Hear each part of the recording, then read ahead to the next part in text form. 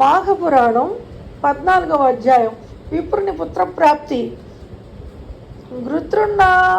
గృతృణమద మహర్షిని చూసి జన్నముని ఇట్లని, మహర్షి, మాఘమాస వ్రతమును చేయుటచే మానవులకు జ్ఞానమోక్షములు కలుగునా? నా సందేహమును తీర్చమని అడుగగా జన్న మహర్షి ఇట్లనెను, జన్నముని వినుము. మాఘమాస వ్రతము ఆచరించుటచే ప్రాణికి ఇహలోక సుఖములు పరలోక సుఖములు కలుగును, వారి కష్టములు తీరును. అంతుడిచే సంతుష్టుడైన మానవుడు ఇంకను హరిప్రీతికరములకు వ్రతములను ఆచరించి జ్ఞాని అయి సత్కర్మలను ఆచరించి ముక్తినందును. అట్టి కథనొక దాన్ని చెప్పేదని వినుము అని ఇట్లు పలికెను. పూర్వము గంగా తీరమున బ్రాహ్మణుడు ఒకడుండెను. అతనికి వేదాంగములను చదివినవాడు, ఉత్తమశీలుడు, ఆచారవంతుడు, నీతి, దయ, జ్ఞానము, ఇంద్రియ జయము కలిగినవాడు. అతని భార్య కూడా చాలా ఉత్తమురాలు. వారికి సంతానము లేదని లోటు తప్ప మరి దేనికి లోటు లేదు. పుత్రులు లేరని విచారపడుతున్న బ్రాహ్మణుడు ఒకనాడు భార్యతో, గుణవంతుడైన పుత్రుడొక్కడు అయినను మనకు కలుగలేదు.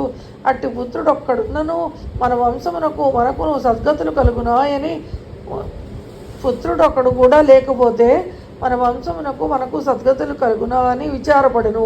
అప్పుడు ఆమె, రాధ, నీవు తగిన పూజను చేయలేదేమో, అందువల్ల మనకు సంతానం కలగలేదనుకొందుము అని సమాధానం ఇచ్చను.